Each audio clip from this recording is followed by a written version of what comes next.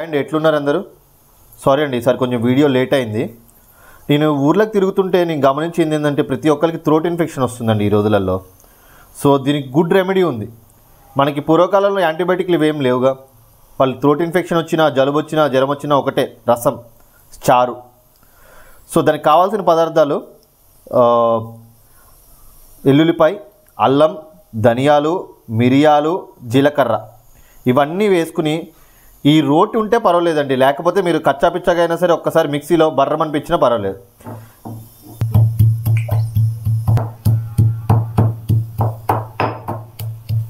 ఇలా కచ్చాపిచ్చగా దంచుకోండి. తర్వాత చారు వేసి గిన్నెలో ఆయిల్ పోసుకుని ఆవాలు, కరివేపాకు, ఎండుమిర్చి, ఇంగువ,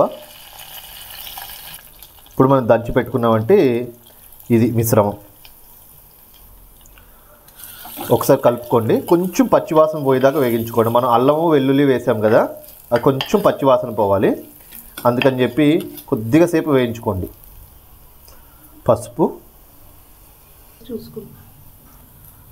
తర్వాత వాటర్ వేగగానే కొంచెం వాటర్ వేసుకోండి. ఈ చారు పెడుతుంటే మీ ఇల్లు మొత్తం గుమాయిస్తుందండి, అంత బాగుంటుంది ఇది మసిలేటప్పుడు.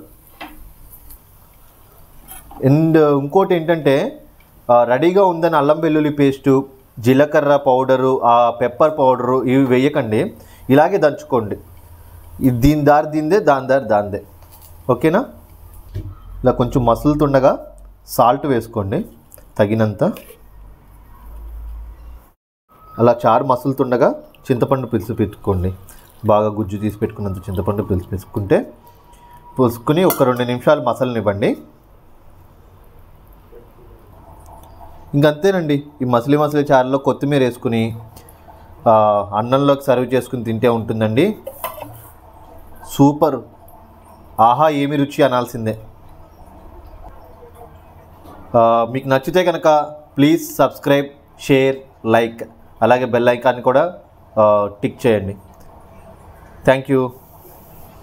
ఉండనా మరి ఇంకా?